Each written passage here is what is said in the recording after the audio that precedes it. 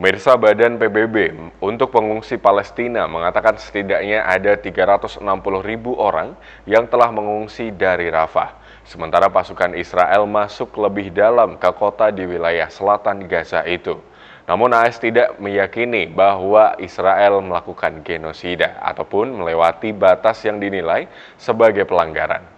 Berikut laporan tim VOA untuk USM TV, dan informasi ini sekaligus menutup perjumpaan kita di hari ini. Saksikan terus USM News hanya di USM TV. Saya Pandu Chandra dan seluruh kru yang bertugas pamit undur diri. Terima kasih. Wassalamualaikum warahmatullahi wabarakatuh. Good afternoon, everyone. Penasehat Keamanan Nasional Amerika Serikat Jake Sullivan mengatakan pemerintahan Biden tidak yakin terjadi genosida di Gaza dan menekankan Israel harus berbuat lebih banyak untuk melindungi warga sipil Palestina. We believe Israel can and must do more to ensure the protection and well-being of innocent civilians. We do not believe what is happening in Gaza is a genocide.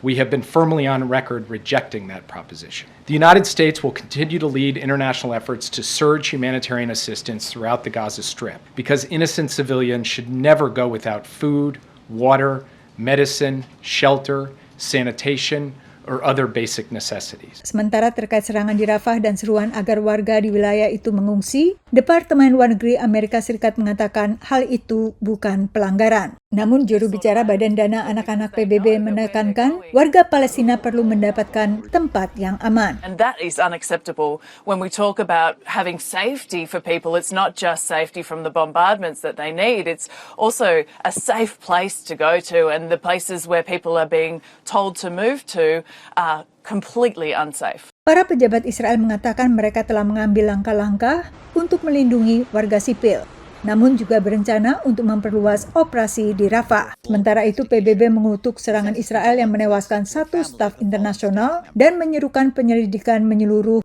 atas serangan terhadap kendaraan PBB itu. Minggu lalu, Menteri Luar Negeri Amerika Serikat Antony Blinken menyampaikan laporan kepada Kongres yang mengkritik perilaku Israel di Gaza.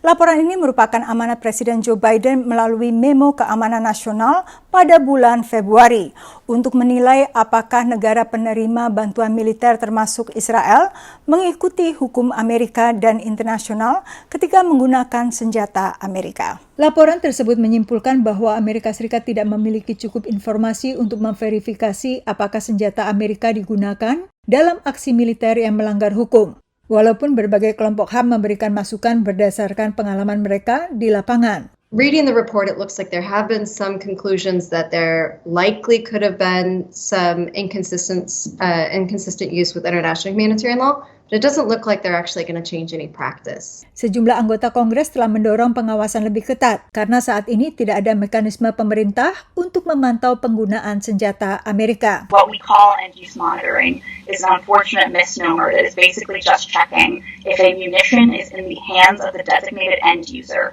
rather than how that end user is using those munitions.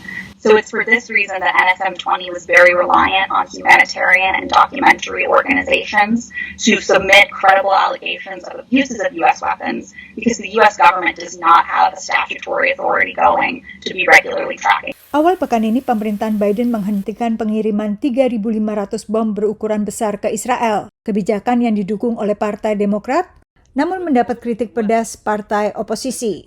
Dari Alexandria, Virginia, Yuni Salim dan tim VOA.